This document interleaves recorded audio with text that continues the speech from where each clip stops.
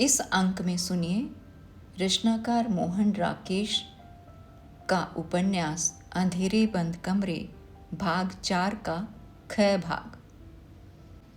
एक पत्रकार के रूप में तुमने भी महसूस किया होगा कि जिंदगी का सारा ढांचा, युद्ध, राजनीति और बड़े बड़े भयानक अस्त्र, ये सब कुछ कितना भीषण और कितना अमानुषिक है।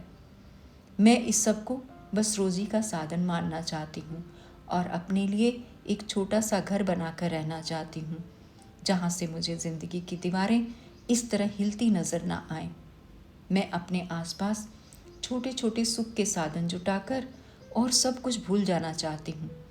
मेरे अंदर बहुत महत्वाकांक्षाएं रही हैं, मगर अब मुझे उस महत्वाकांक्षाओं से भी डर लगता है। मैं उन्नति करना चाहती हूँ, उतनी ही जितनी कोई भी कर सकता है, मगर उससे पहले मैं अपने लिए सुख चाहती हूँ। सुख जो एक छोटे से घर में ही मिल सकता है, जहाँ मैं एक छोटा सा बाग लगा सकूँ और एक एक पौधे को सींचकर बड़ा कर सकूँ। उसकी हर नई पत्ती को देखकर खुश हो सकूँ और किसी से कह सकूँ कि देखो, आज उस पौधे में एक पत्ती नई निकल आई है। मैं कभी इस तरह की भावुकता का मजाक उड़ाया करती थी, मगर अब मुझे लगता है कि मैं अपने अंदर वही सब कुछ चाहती हूँ जिसका कि मैं मजाक उड़ाती थी।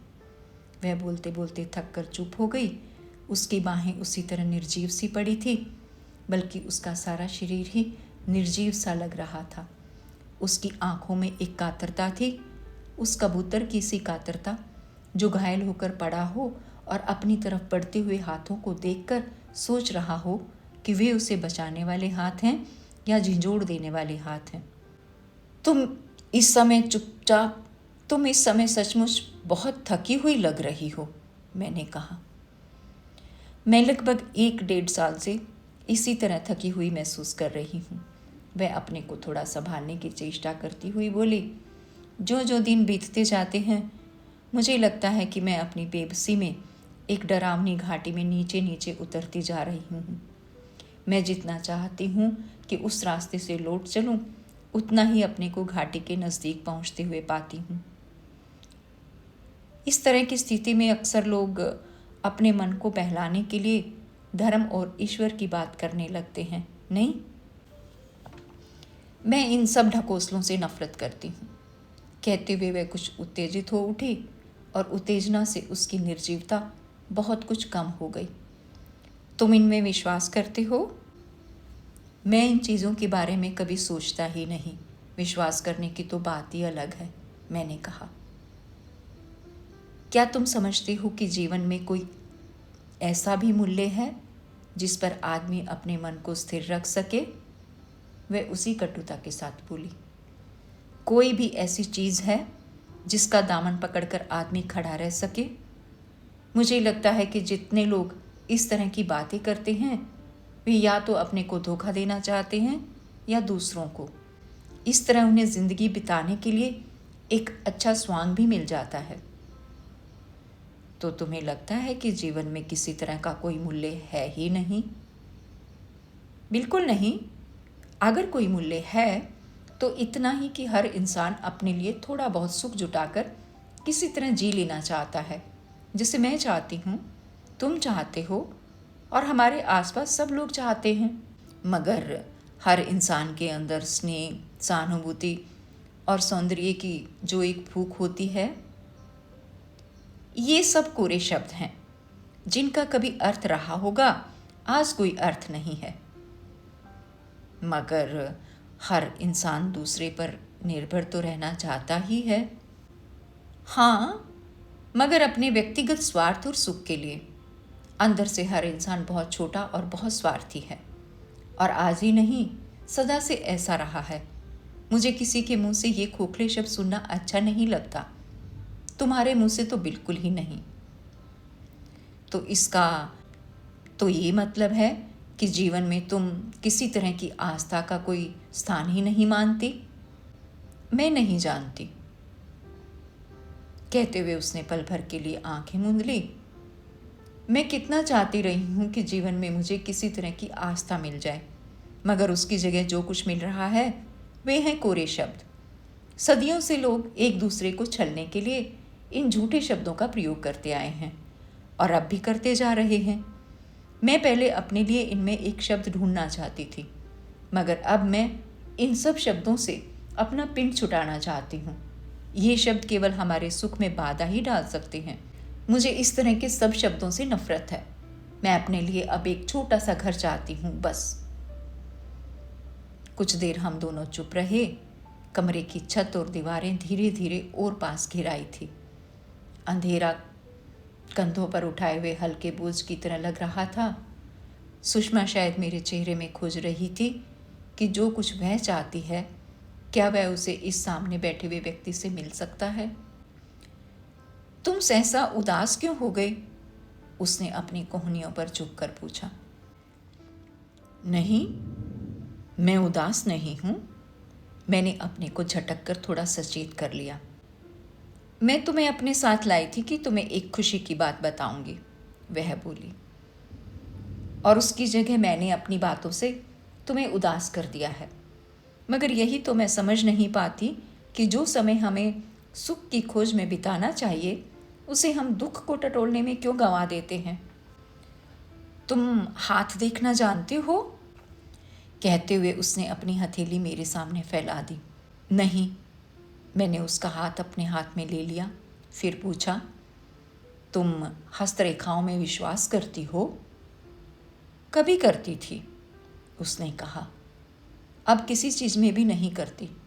तुम करते हो? नहीं, मैं पहले भी नहीं करता था। मगर तुम विश्वास नहीं करती तो तुमने मुझसे पूछा क्यों था? मैं अपना हाथ तुम्हारे हाथ में देने के लिए कोई बहाना चाहती थी। हमारे हाथों की उंगलियां आपस में उलझ गई और काफ़ी देर तक उलझी रही।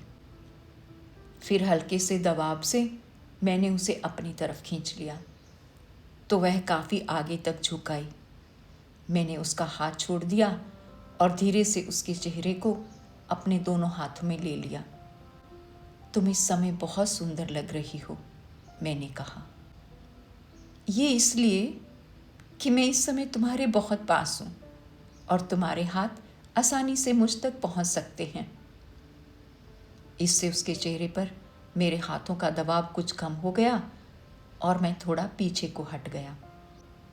तुम तो इतनी सी बात से पीछे हटने लगे, कहते हुए उसने अपने दोनों हाथ मेरे हाथों पर रखकर उन्हें अच्छी तरह अपने चेहरे के साथ दबा लिया।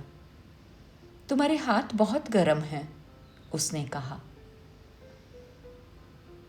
तुम्हारा चेहरा ठंडा है, शायद इसलिए तुम्हें ऐसा लग रहा है। शायद, कहकर उसने मेरे हाथों को और भी दबा दिया। कुछ क्षण इसी तरह बीत जाने के बाद उसने फुसफुसाने के स्वर में कहा, मधु। मेरा शरीर रोमांचित हो उठा। बचपन के बाद पहली बार किसी ने मुझे इस नाम से संबोधित किया था। तुम तो बिल्कुल बच्ची सी लग रही हो, मैंने कहा। मुझे अपने जीवन में इतना ही चाहिए कि किसी के सामने हमेशा इसी तरह बच्ची सी बनी रहूं। मेरे होंठ आगे को झुक गए। उसकी गर्म सांस मेरी सांस से टकराने लगी।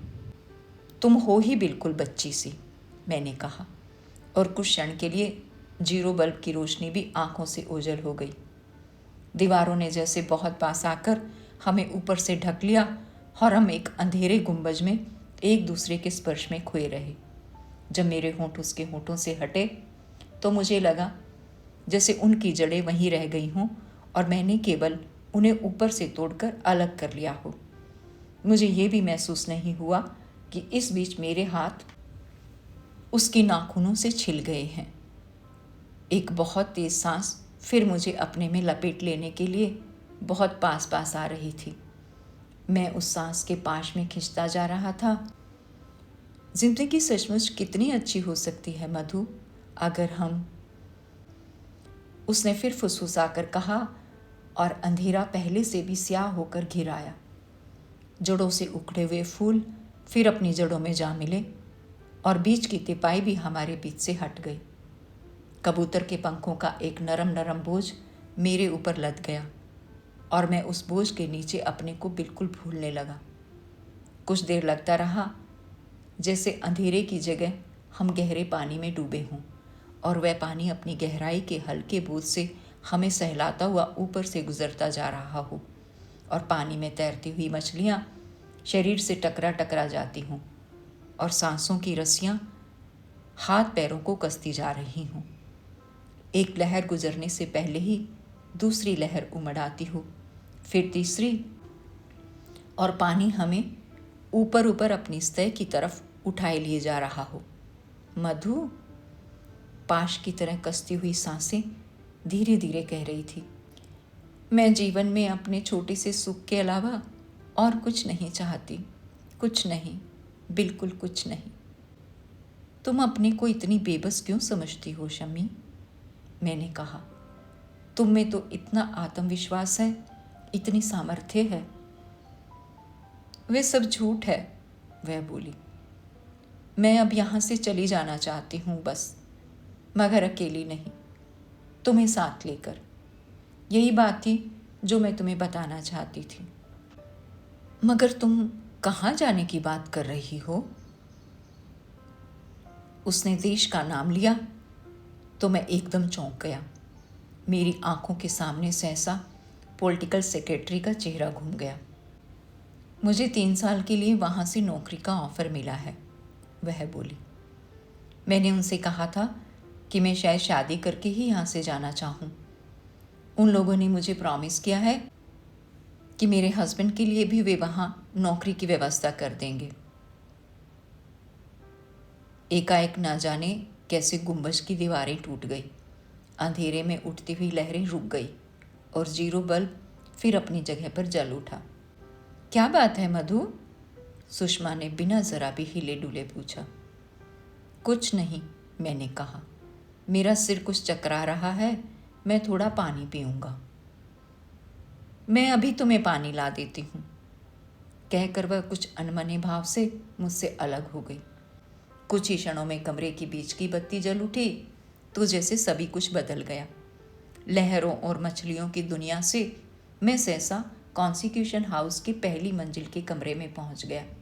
वही तांबे की मूर्तियां और वही दीवारों के चित्र, या अभी अभी केवल उन चित्रों में एक की वृद्धि ही नहीं हुई थी, मगर वे चित्र जितने स्थायी थे, क्या ये चित्र भी उतना स्थायी हो सकता था? वह पानी का गिलास ले आई तो मुझे उसकी आंखों से लगा कि वह मुझे एक संदेहपूर्ण दृष्टि से देख रही है। उसका ड्रेसिंग गाउन उसके शरीर पे नहीं था। जब वह मेरे पास से उठकर गई थी तब भी नहीं था। वह उसने कब उतार दिया था ये मैं सोचकर भी नहीं सोच सका।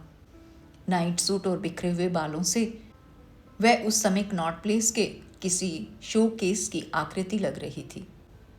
उसका मानवीय रूप उसके अंगों की कोमलता तक ही सीमित था।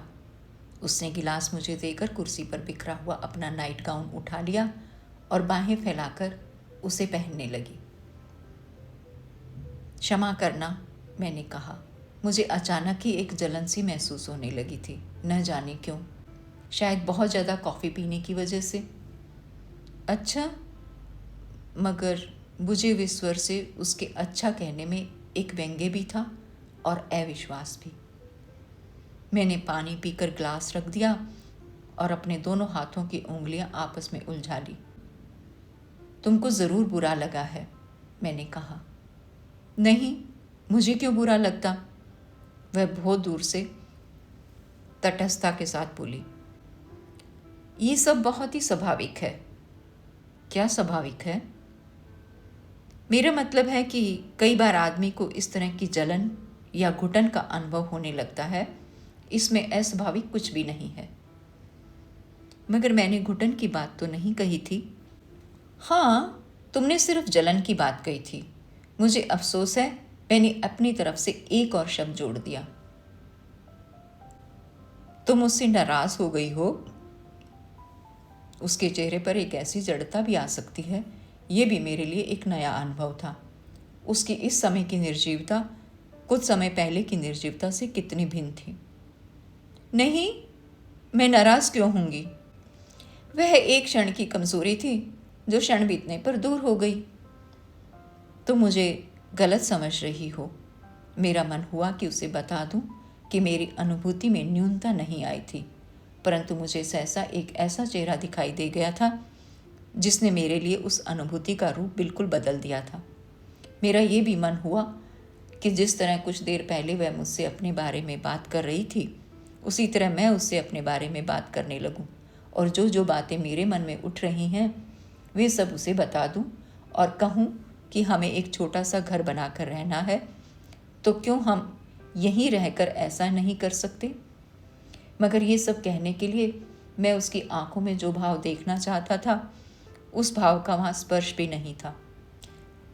स्त्रियां हमेशा ही पुरुषों को गलत समझती हैं, उसने कहा। हमेशा तो नहीं, मगर कभी कभी बहुत गलत समझती हैं।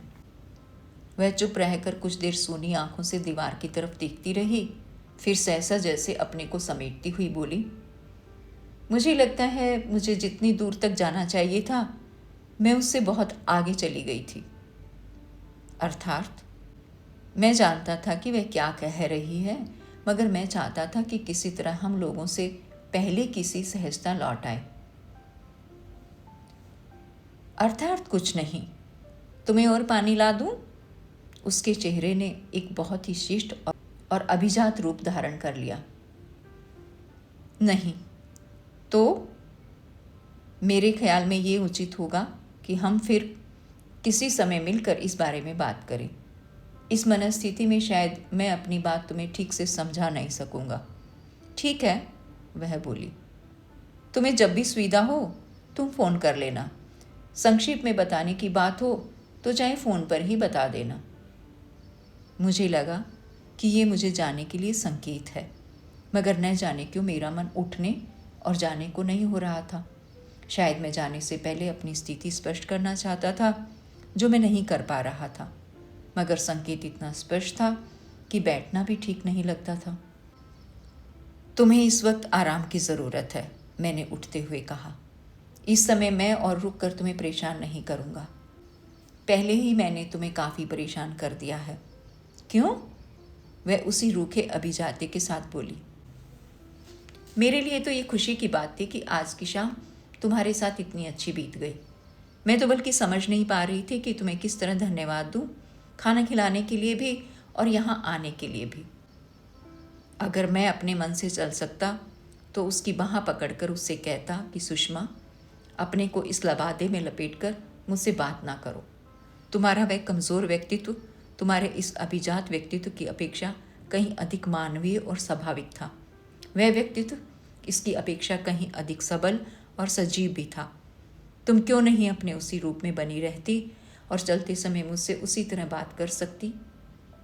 मगर जीरो बल्ब की रोशनी में मैं जितने अधिकार के साथ उससे बात कर रहा था, उसका 100वां हिस्सा अधिकार भी उस समय मुझे उस पर नहीं लग रहा था। तुम्हारा मन इस समय दूसरी तरह का हो गया है, मैंने कहा। मैं 2-1 दिन में फिर किसी समय तुमसे बात करूँगा। तुम नीलिमा के शो में तो आओगी। क्षण भर के लिए अपने अभिजाते से बाहर निकलकर उसने होंठ बिचका दिए। कह नहीं सकती कि आऊं या ना आऊं, हो सकता है कि उसे कवर करने के लिए आ भी जाऊं। तुम्हें ज़रूर आना चाहिए, मैंने कहा। एक तरह से उसका ये पहला ही शो है और हमें उसे हतोत्साहित नहीं करना चाहिए। उसका भाव ऐसा हो गया जैसे उसने अंदर ही अंदर एक बार हंस लिया हो। तो तुम भी आजकल उसकी वकालत कर रहे हो? उसने कहा। क्यों? इसमें वकालत की क्या बात है? मैं ये भूल ही गई थी कि वे लोग तुम्हारे घनिष्ठ मित्र हैं। मेरी उनसे मित्रता है, इसमें कोई संदेह नहीं, मगर अच्छा है, वे लोग किसी से तो मित्रता रख सकते हैं, वरना। मुझे लगा कि उसे ये सब कहने में एक तरह का प्रतिशोध लेने का सुख मिल रहा है। वरना क्या? मैं जितना उन्हें जानती हूँ उससे मेरी तो राय यही थी कि अपने अलावा उन लोगों को दुनिया में और किसी चीज़ से मतलब नहीं है। तुम समझती हो कि तुम उन्हें इतना पास से जानती हो? मैं उनमें से एक को ही जानती हूँ, पति को। तुमने उसके बारे में एक बार पूछा भी था? पत्नी को तो मैंने सिर्फ देखा ही है। मुझे तो नहीं लगता कि उसमें वह चीज़ है। क्या चीज़? जो एक कलाकार में होनी चाहिए। अर्थात अर्थात वह सुरुचि, कोमलता, भावना, अनुभूति। मगर बिना उसका प्रदर्शन देखे तुम कैसे कह सकती हो? मेरी अपनी राय है, मुझे ऐसा लगता है। खैर, मैं इस समय इतना ही कहूँगा कि तुम उस दिन ज़रूर आओ और जो भी राय बनानी हो उसका शो देखकर ही बनाओ। पहले से मन में पूर्व आग्रह हो तो हम कभी किसी का सही मूल्यांकन नहीं कर सकते। पूर्व आग्रह दोनों तरह का हो सकता है, वह बोली, पक्ष में भी और विपक्ष में भी। तुम कैसे कह सकते हो कि तुम्हारे मन में पूर्व आग्रह नहीं है? इसका पता तुम्हें मेरी टिप्पणी से चल जाएगा। तो ठीक है, वह बोली, मैं उस दिन आऊंगी। उस दिन ही और बात भी करेंगे। मैंने उसके कंधे को हल्के से छुआ कि शायद मेरे चलते समय वह अपना तनाव कुछ छोड़ दे, मगर उसका कंधा ज़रा भी ढीला नहीं हुआ। मैंने अपना हाथ हटा लिया। तो मैं नीचे तक पहुंचा आऊं? उसने पूछा। नहीं, मैंने कहा, तुम्हें कपड़े बदलने पड़ेंगे, तुम बैठो। सुनो, मैं दरवाजे से निकलने लगा तो उसने कहा। मैं रुक गया। क्षण भर हम चुपचाप एक दूसरे की तरफ देखते रहे। मैं समझती थी कि हम लोग साथ साथ बाहर चल सकेंगे, मगर मैं तुम्हारा मन जितना समझ सकी हूं वह ठीक ही समझा है ना? देखो, तुम इस वक्त ये बात न पूछो, उस दिन मिलेंगे तो बात करेंगे। तुम समझती हो कि बात करने को कुछ बाकी है? सभी कुछ बाकी है।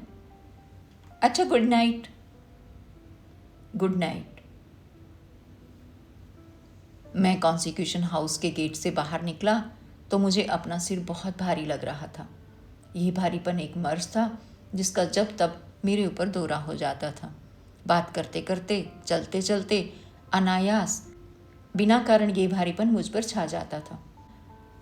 उस स्थिति में अपने आसपास का विवेक मिट जाता था। अपने अंदर और बाहर सब कुछ पथराया हुआ सा लगता था। सड़क, खंबे, तारे और आकाश सब एक कब्रिस्तान की तरह हो जाते थे। मुझे हर चीज़ से वितृष्णा और विरक्ति होने लगती थी। एक एक कदम चलना मेरे लिए बोझ बन जाता था। मैं नहीं समझ पाता था कि ये भारीपन क्या है। क्या यह एक रोग था जो टिकिया खाने से ठीक हो सकता था, या इस रोग का इलाज किसी भी तरह संभव नहीं था? सड़क से कई कई गाड़ियां गुजर रही थी और मुझे अपने पथराए हुए मन में कई एक खाके नजर आ रहे थे, पत्थर पर बनी हुई लकीरों की तरह। गांव का पोखर, कीचड़ में डुबकियां लेते हुए सूअर, अलमारी में रखी हुई तस्वीरों वाली किताब, अमृतसर का कंजरियों वाला बाजार, कसाबपुर की गली, पॉलिटिकल सेक्रेटरी का कमरा, हरबंस के घर की दीवारें, कबूतर के पंखों का बोझ, एक दूर से देश की तरफ उड़कर ले जाता हुआ हवाई जहाज, एक सजा हुआ छोटा सा घर, नीले पर्दों वाली गाड़ी, सुगंधित तंबाकू के सिगरेट, मुस्कुराकर बातें करते हुए लोग, टेली प्रिंटर पर आती हुई खबरें, संपादक का चेहरा, अपने कमरे की खिड़की, वहाँ से दिखाई देते हुए बत्तियों के झुरमुट, और फिर वही पोखर, वही कीचड़ से लथपथ सूअर और ताई की झिड़की। तू नहीं मानेगा, कीचड़ से खेले बिना मधु, सूअर के बीच एक सूअर तू भी है। सुबह अभी नींद नहीं खुली थी कि बीच की मंजिल के किराएदारों के लड़के ने आकर दरवाज़ा खटखटाया। दरवाज़ा खोला तो उसने पतंग की खपची मुंह में चबाते हुए कहा, अंकल जी, नीचे कोई आपसे मिलने के लिए आई है। मुझसे मिलने के लिए? मुझे आश्चर्य हुआ कि सुबह सुबह वहाँ मुझसे कौन मिलने के लिए आ सकती है, मगर फिर सोचा कि हो सकता है नीलिमा आई हो, कि मैं चलकर एक बार उसकी प्रैक्टिस देख लूँ। एक ख्याल ये भी आया कि संभव है सुषमा ही दफ्तर से मेरा पता पूछकर चली आई हो। मैंने जल्दी जल्दी अपने कपड़ों की सलवटें ठीक की, बालों में कंघी की, एक बार आईना देखा और नीचे चला गया। मगर नीचे पहुंचते ही मैं एकदम अचकचा गया। घर के सामने सड़क के उस तरफ ठकुराइन और निम्मा खड़ी थी। सड़क के नीचे पाइप बिछाने के लिए सड़क बीच से खोदी गई थी। बीच की खाई को पार करने के लिए पतला फट्टा हमारे घर से थोड़ा हटकर रखा था। भाभी तुम? मैंने उस पर नज़र पड़ते ही कहा। हाँ भैया, तुम्हारे घर ढूंढने में हम लोग इतनी परेशान हुई हैं कि क्या कहूँ। अब भी मालूम नहीं था कि ठीक जगह पहुंच गई हैं या नहीं। ठहरो, पहले उधर से हम लोग पार कर लें, कहते हुए उसने नीमो का हाथ पकड़ लिया। चल मरी, अभी उधर से घूमकर आना पड़ेगा। बहुत संभल संभल कर पैर रखते हुए उन लोगों ने आगे पीछे फट्टे को पार किया। मैं उन्हें लाने के लिए कुछ कदम आगे चला गया। मैंने सोचा था कि करोल बाग में किसी बड़े बंगले में रहते होगे, ठकुराइन पास आकर बोली। मुझे क्या मालूम था कि तुम इतनी ऊंची पहाड़ी की चोटी पर चढ़कर रहते हो।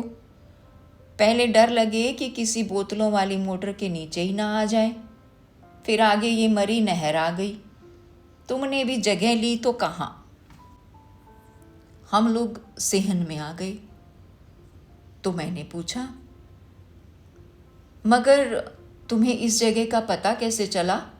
मैं तो उस दिन तुम्हें बताकर नहीं आया था। ये तुम कुछ मत पूछो भैया, ठकुराइन अपनी चादर को ठीक से संभालती हुई बोली।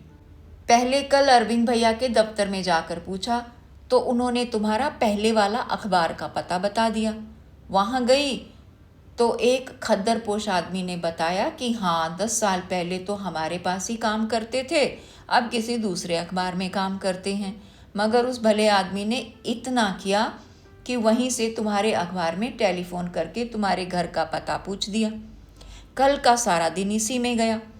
आज सवेरे जल्दी निकल आई थी कि तुम घर से चले ना जाओ, मगर घंटा भर घूम घूम कर अब तुम्हारा मकान मिला है। यहाँ की चढ़ाई चढ़ते चढ़ते चढ़ते तो हम दोनों का दम निकल गया। निचली मंजिल की बबुआइन गौर से देख रही थी कि बरसाती वाले बाबू के यहाँ ये कौन मेहमान आई है। ठकुराइन घर की धुली हुई मैली धोती के ऊपर उसी तरह की मैली चादर ओढ़े थी। निम्मा अपेक्षाकृत साफ सलवार कमीज पहनी थी, मगर उसमें भी ऊपर से नीचे तक इस तरह सलवटें पड़ी थी जैसे दिनों के बाद वे कपड़े बंद ट्रंक में से निकाले गए हों। वह कुछ घबराई हुई सी थी और अपनी माँ के कहे हुए हर शब्द को बहुत उत्सुकतापूर्वक सुन रही थी। पैरों में उसने चमड़े की गुरगाबी पहन रखी थी, जिसका कीचड़ बहुत खरोचने पर भी पूरा नहीं उतरता था। बरसाती में रहने वाले कुंवारे आदमी के पास इस तरह के वेश में एक स्त्री और एक लड़की के आने का बबुआइन जाने अपने मन में क्या अर्थ लगा रही थी। आओ भाभी, ऊपर चलें, वहीं चलकर बात करेंगे, मैंने कहा और चुपचाप सीढ़ियाँ चढ़ने लगा। ऊपर कमरे में आते ही ठकुराइन थकी सी चारपाई पर बैठ गई। नीमा एक मोड़े की पीठ पकड़े खड़ी रही। तुम्हें जगह ढूंढने में तो सचमुच बहुत तकलीफ हुई होगी, मैंने कहा। मैं तो ये सोच भी नहीं सकता था कि तुम इस तरह परेशान होती हुई यहाँ आओगी। हाँ भैया, तुम क्यों कभी हमारे आने की बात सोचोगे? ठकुराइन न जाने क्या सोचकर चारपाई से उठ खड़ी हुई और कमरे के चारों मोड़ों में से सबसे टूटे मोड़े पर बैठ गई। तुम्हें हमसे मुराद नहीं, मगर हमें तो भैया तुमसे मुराद है ही। देख लो, जमीन सूंघती हुई किसी तरह पहुंच ही गई। निम्मा उसी तरह खड़ी थी। मैंने उससे बैठने को कहा तो वह चुपचाप मोड़े पर बैठ गई। ठकुराइन इस तरह मेरे चेहरे की तरफ देख रही थी जैसे अभी अभी उसने मुझे कोई जुर्म करते पकड़ा हो। मैंने अपने लिए भी एक मोड़ा खींच लिया और उस पर बैठते हुए कहा, तुम्हारे चेहरे से तो लगता है भाभी जैसे तुम किसी वजह से मुझसे नाराज़ हो। ये क्या इसलिए है कि मैंने तुम्हें अपना पता लिखकर कार्ड नहीं भेजा? तुम क्या कार्ड डालते भैया, ठकुराइन बोली। और भाभी बेचारी तुमसे क्या नाराज़ होगी? अगर उसे कोई दुख है तो उसका रोना रोकर भी वह क्या करेगी? दुख तो गांठ में बांधकर उसने जन्म ही लिया था। आज तो मैं तुम्हारे पास एक दरख्वास्त लेकर आई हूँ, अगर तुम मंजूर करो तो। निमा चुपचाप ज़मीन की तरफ देखने लगी। अपनी खामोशी में वह बिल्कुल बच्ची सी लग रही थी। हाँ हाँ बताओ, क्या बात है, मैंने कहा। सोचा कि फिर वही लड़की के लिए लड़का ढूंढने की बात कहेगी। साथ ही मुझे समय का भी ध्यान हो आया कि बातचीत में 15-20 मिनट से ज़्यादा लग गए तो समय पर तैयार होकर दफ्तर कैसे पहुंचूंगा। पहले तो तुम ये बताओ कि हम लोगों के घर की रपट तुमने ही की थी? ठकुराइन मेरे चेहरे पर आंखें स्थिर किए हुए बोली। रपट? कैसी रपट? मैं तो घर में सबसे कहती थी कि ये काम मधुसूदन भैया का नहीं हो सकता, वे ऐसा काम कर ही नहीं सकते, मगर सब लोग मुझसे यही कहते थे कि ये काम तुम ही ने किया है। तुम्हें उस दिन वह मरी तस्वीरों वाली मशीन लिए हुए हमारे घर आए थे। तुम एक बार सौं खाकर कह दो कि तुमने रपट नहीं की, तो मैं जाकर अच्छी तरह सबका मुंह तोड़ दूं। मगर भाभी, कुछ समझ भी आए कि तुम किस रिपोर्ट की बात कर रही हो। मुझे आखिर तुम लोगों की किस बात की रिपोर्ट करनी थी? और कोई बात होती भी तो क्या तुम समझती हो कि मैं जाकर तुम लोगों की रिपोर्ट करता? तो इसका मतलब है कि तुमने नहीं की। ठकुराइन कुछ आश्वस्त होकर बोली।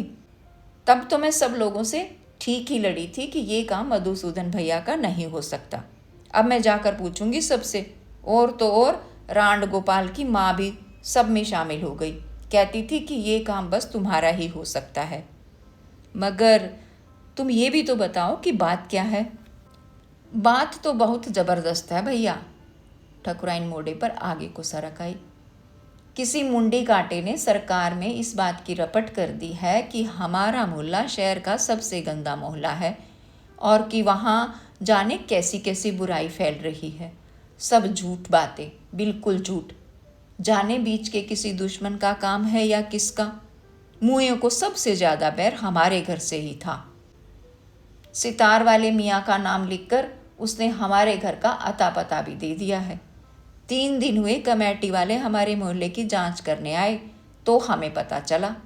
गली में जितने सब्जी वाले बैठते थे, मरों ने सबको उठा दिया और नालियों में जाने क्या काली सी दवाई डाल गए हैं। कहते थे कि 2-4 दिन में ओवरसियर साहब आएंगे और मोहल्ले के जो जो घर गिरने की हालत में हैं उन्हें गिरवा देंगे।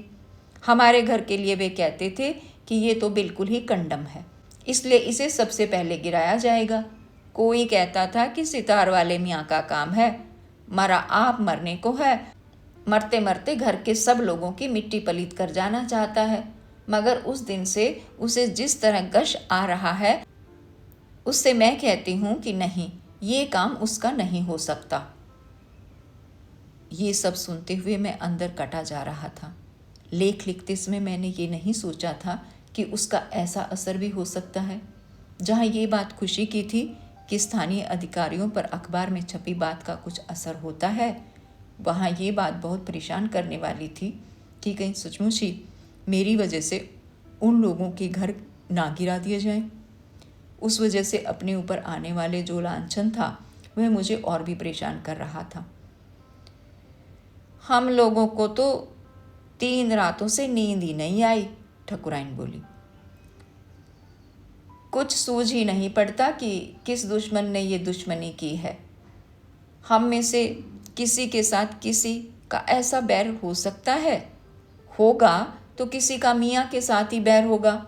लोगों को मियाँ पर इतना गुस्सा आ रहा था कि कल गोपाल ने उसके नाम की तख्ती उखाड़कर चूल्हे में जला दी कि अब ओरसियर साहब घर की पहचान के लिए आएंगे तो हम कह देंगे कि यहाँ इस नाम का कोई आदमी नहीं रहता।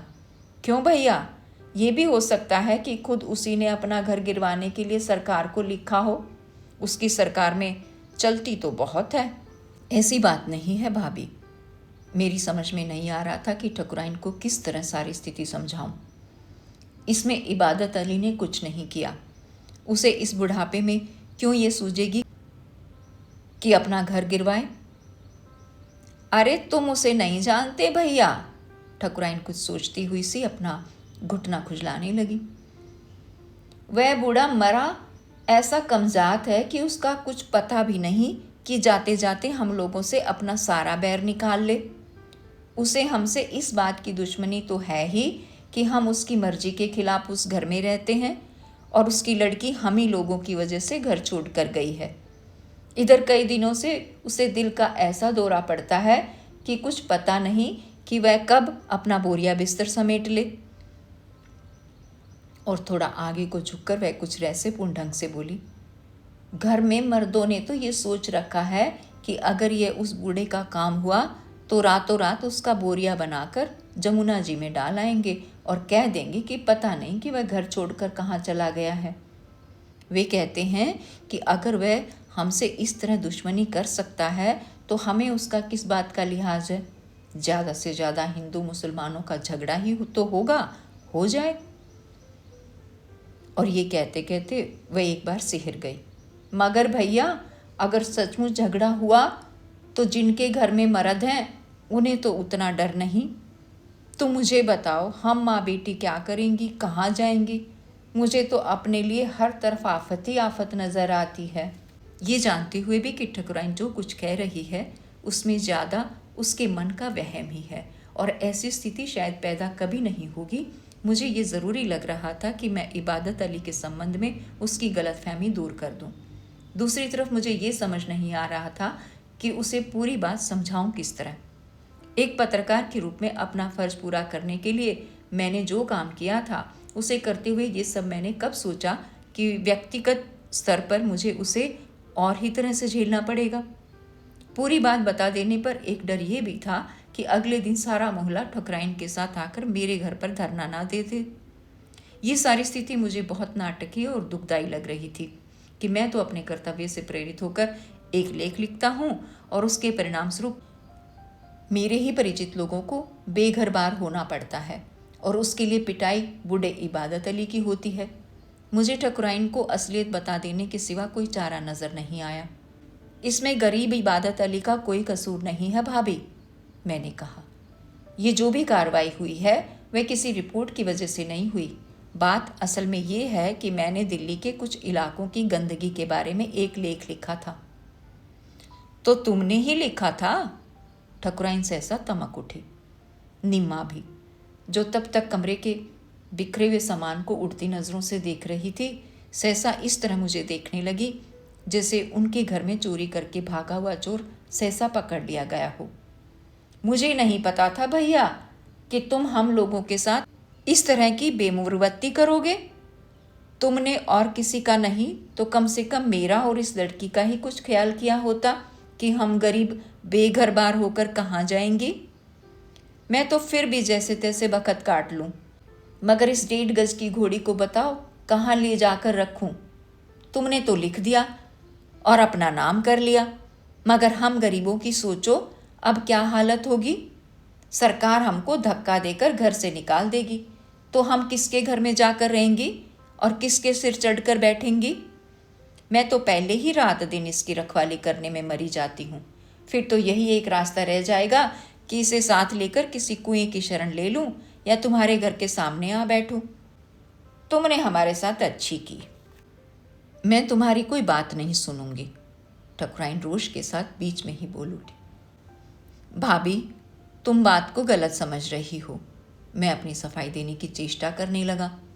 बात दरअसल इस तरह नहीं है। बात यूं है कि मैं तुम्हारी कोई बात नहीं सुनूंगी, ठकुराइन रोष के साथ बीच में ही बोल उठी।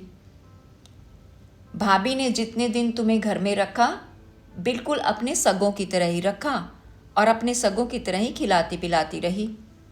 चाहे तुमसे पैसा लेकर ही खिलाया, मगर खिलाया तो उसी प्यार के साथ जो प्यार आज के ज़माने में लोगों को अपने सगों से भी नहीं होता। भाभी अगर गरीब ना होती तो तुमसे कभी एक पैसा भी ना लेती, मगर तुम्हें भाभी को उसका यही बदला लेना था। तुम बताओ, तुमने अपने मोहल्ले के बारे में वे सब बातें क्यों लिखी? आज चाहे नहीं, मगर कभी तो वह तुम्हारा अपना भी मोहल्ला था। तुमने हम लोगों के बारे में ये लिख दिया कि हम नालियों की गंदगी में रहते हैं और हमारी लड़कियां जाने क्या क्या करती फिरती हैं। कमेटी वाले जो आए थे वे हंस हंस कर हमसे पूछ रहे थे कि हमें बताओ मियाँ की लड़की का क्या किस्सा था। हाय, ये भी कोई लिखने की बात थी? वह मरी जैसी भी थी। तुम उसके बाप के दिल से तो पूछ कर देखो कि उसके चले जाने से उसे कैसा लगता है। भाभी, मैंने ऐसी कोई बात नहीं लिखी। ठकुराइन के गुस्से के सामने मेरी स्थिति सचमुच एक मुजरिम की सी हो गई थी। और जो कुछ मैंने लिखा था वह उस एक मोहल्ले के बारे में ही नहीं, दिल्ली के और भी कई ऐसे इलाकों के बारे में लिखा था। तुम ये बताओ कि तुमने बीच में हमारे मोहल्ले का नाम लिखा था कि नहीं? मोहल्ले का नाम किसी सिलसिले में बीच में आ गया होगा। आ गया होगा क्या? तुमने बीच में इबादत अली के घर का पता दिया था कि नहीं? इबादत अली का नाम वैसे भी बीच में आ गया था, नहीं तो क्या? तुमने सारी दुनिया के सामने हमारी मिट्टी पलीद कर दी, और ये सब झूठ लिखकर। तुम्हें पता है कि अपनी इज्जत आबरू के लिए वहाँ सब लोग किस तरह अपनी जान सुखाकर रहते हैं, और तुमने लिख दिया कि। ठकुराइन का गुस्सा इतना बढ़ गया था कि शायद वह उस समय और भी कितना कुछ कह जाती। मैं सहसा मोड़े से उठकर उसके कंधे दबाने लगा। भाभी, तू मेरी बात तो सुनो, मैंने कहा। मैंने सचमुच कोई कसूर नहीं किया है, और न ही मैंने कोई ऐसी बात लिखी है। मैंने तो बल्कि जो बात लिखी थी वह इससे बिल्कुल उल्टी थी। तो फिर कमेटी वाले वहाँ कागज़ लेके क्यों आए थे? वे क्यों कहते थे कि ओवरसीयर साहब आकर हमारे घर की जांच करेंगे और उसे गिरवा देंगे? पहले तुम शांत हो जाओ भाभी, फिर मैं तुम्हें सारी बात समझाता हूँ, कहकर मैं उसके कंधे दबाता रहा।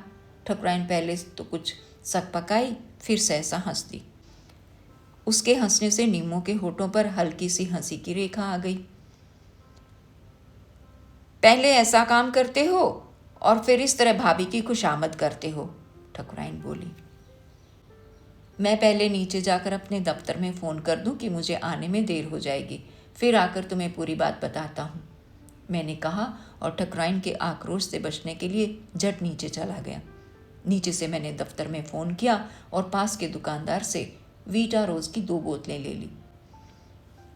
बबुआइन ने मुझे बोतलें ले आते देखा तो उसकी आंखों का कठोर भाव और भी कठोर हो गया। मैंने बोतलें ले जाकर ठकुराइन के सामने रखी तो उसका चेहरा हंसी से फैल गया। अब इतनी सर्दी में हमें ये ठंडा पानी पिलाओगे? उसने कहा। अगर घर की तरह घर होता तो तुम्हें चाय ही पिलाता, मैंने कहा, मगर इस हालत में। तो तुमसे कहा किसने है कि तुम इस हालत में रहो? ठकुराइन अब बहुत मीठे गुस्से के साथ बोली। क्यों नहीं अपने लिए कोई लेडी वेडी ले आते हो, तुम्हारे घर को घर बना दे। लेडी वेडी का शब्द का उच्चारण ठकुराइन ने इस तरह किया कि निम्मा सहसा खुलकर हंस दी। मैंने बोतलें खोलकर उन दोनों को दे दी। ठकुराइन अपनी हंसी को रोकते हुए बोली, और क्या, किसी भले घर की लड़की से तुम्हारा गुजारा थोड़े ही होगा। तुम्हें तो चाहिएगी बस ऐसी ही की। तुम्हें इतनी ही फिक्र है तो कोई ढूंढ क्यों नहीं देती? मैंने सोचा कि इस तरह बात बदल जाएगी तो मैं ठकुराइन के सामने अपनी बेगुनाही की बात अच्छी तरह रख सकूंगा। मैं तो तुम्हें आज ही ढूंढ देती हूँ, तुम करने वाले बनो, ठकुराइन बोली। तुम्हारे लिए क्या लड़कियों की कमी है? मुझे तो सख्त कमी नजर आती है, मैंने हंसकर कहा। कोई लड़की मुझसे बात ही नहीं करती। हाँ, वह आप ही तो बात करेगी तुमसे। जिसके आगे पीछे कोई नहीं होगा वही आकर तुमसे अपने आप बात करेगी। तो बताओ फिर कैसे होगा? मैंने अपना चेहरा गंभीर बनाकर कहा तो ठकुराइन सचमुच गंभीर हो गई। तुम्हें सचमुच करना हो तो बात करो, वह बोली। ऐसे छेड़खानी कर रहे हो तो बात दूसरी है। नहीं, छेड़खानी नहीं कर रहा, बिल्कुल सच कह रहा हूँ। तो बताओ, किसी सीधी सादी लड़की से करोगे या विलायत की मेम से? विलायत की मेमें तो सुना है भाभी कि घर में आदमी को गुलाम बनाकर रखती हैं, और तो सीधी सादी लड़की एक तो ये तुम्हारे सामने बैठी ही है, बोलो करोगे इससे ब्याह? मैं एकदम चौकन्ना हो गया कि बात कहाँ की कहाँ पहुँच गई। मैं नहीं जानता था कि हंसी की बात को ठकुराइन इतनी गंभीरता से ले लेगी। निम्मा अपने हाथ की बोतल वहीं रखकर सहसा उठकर खिड़की के पास चली गई। मेरा सोच विचार सहसा गुम हो गया और मुझे गुस्सा भी आया कि ठकुराइन ने लड़की के सामने ये क्या बात कर दी। बोलो, ठकुराइन ऐसे स्वर में बोली कि कुछ देर मेरी जबान तालू के पास अटक रही। मैं बहुत कठिनाई से अपना मुंह खोल पाया। इस बात को छोड़ो भाभी, मैंने कहा। अभी मैं अपना ही गुजारा नहीं कर पाता तो ब्याह करके क्या करूँगा? मैं तो ऐसे ही बात कर रहा था। बस, ठकुराइन का स्वर फिर तीखा हो गया। वह मुंह से कहने की बात थी, ना कि कोई सीधी सादी लड़की हो तो ब्याह कर लूँगा। साफ क्यों नहीं कहते कि ब्याह करूँगा तो किसी बालकटी स्तोन परी से ही? मेरे बस की बात होती तो मैं तुम्हारे लिए ऐसे भी ढूंढ कर ला देती। मगर ये मेरे बस की बात है ही नहीं। ठकुराइन ने जिस ढंग से ये कहा उससे मैं अंदर ही अंदर शर्म से पानी हो गया। मैं अब चाहने लगा कि किसी तरह बात को पहले के विषय पर ला सकूं तो अच्छा है। मैं तुम्हें उस लेख के बारे में बता रहा था, मैंने कहा। वह लेख मैंने लिखा था कि इस शहर में जहाँ जहाँ गंदगी है सरकार उसे दूर करने के लिए कोई कदम उठाए।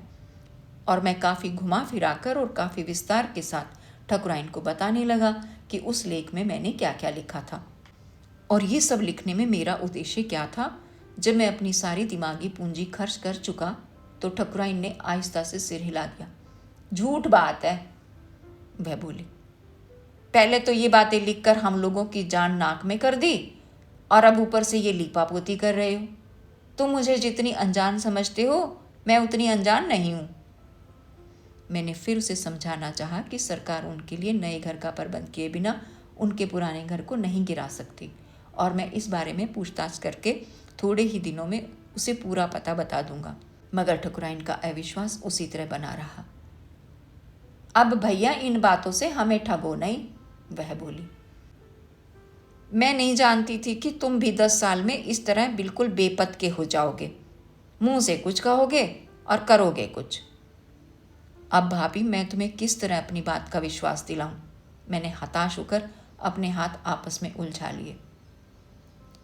भाभी को विश्वास दिलाने की क्या जरूरत है भैया? ठकुराइन अपनी चादर को ठीक से कंधे पर समेटती हुई बोली। तुम उसके लिए अच्छा करो तो ठीक है और बुरा करो तो ठीक है। उनके जाने के बाद इतने दिन हो गए दुनिया की मार सहते हुए, अब और पड़ेगी तो और सह लूंगी। जहां बस ना हो वहां आदमी कर क्या सकता है। माँ, अब घर नहीं चलोगी? कहती हुई निम्मा सहसा खिड़की के पास से हट आई।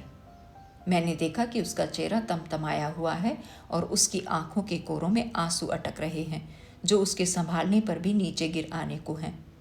मुझे उस समय पहली बार ये लगा कि वह लड़की बच्ची नहीं है, सचमुच बड़ी हो गई है। तनक कर खड़ी होने की वजह से वह शरीर के लिहाज से भी बच्ची नहीं लग रही थी। उसने जिस तरह उपेक्षा की नज़र से मुझे देखा उससे क्षण भर के लिए मुझे खुर्शीद की आंखों का भाव याद हो आया और मैं उसके चेहरे से नज़र हटाकर दूसरी तरफ देखने लगा। हाँ, चली रही हूँ, ठकुराइन चादर समेट कर उठती हुई बोली। आज तो मरी जाने को वह घर है, कल को वह घर भी नहीं रहेगा तो मुझसे कहाँ चलने को कहोगी? निम्मा की आंखों में रुके हुए आंसू सहसा नीचे बह आए। उसके साथ ही उसका चेहरा फिर बच्चों का सा हो गया। उसने झट अपना मुंह मोड़ लिया और कमरे से बाहर चली गई।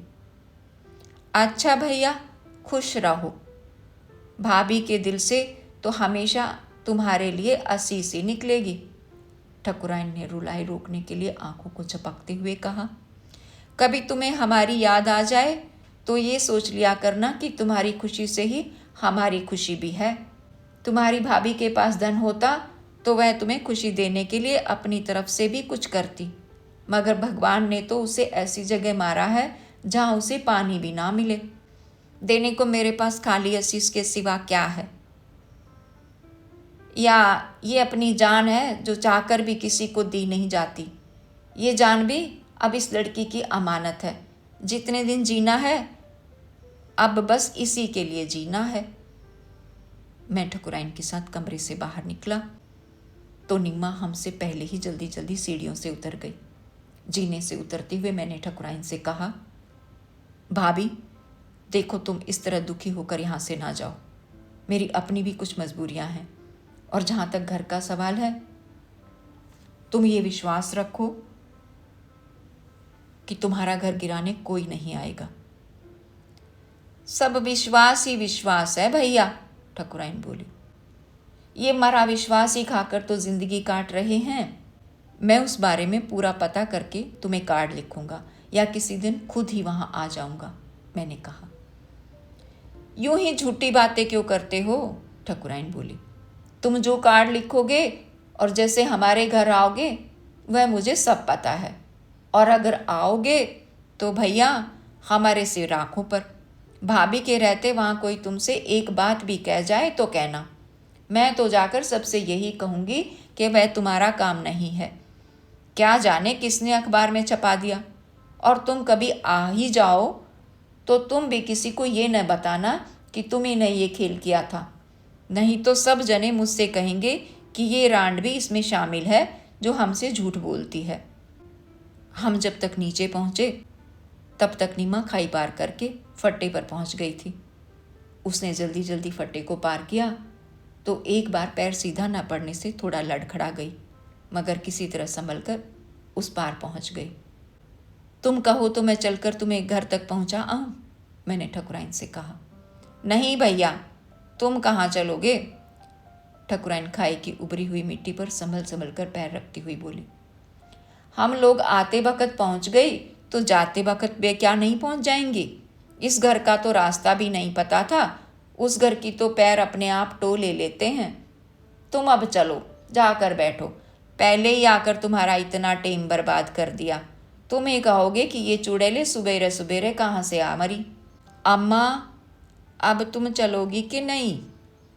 निम्मा उधर से उतावले स्वर में बोली। मुझसे नज़र मिलते ही उसने मुंह दूसरी तरफ कर लिया और सीधी चल दी।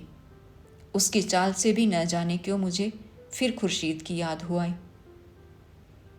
उन्हें छोड़कर मैं ऊपर जाने लगा तो बबुआइन फिर अपने चौखट के पास खड़ी थी।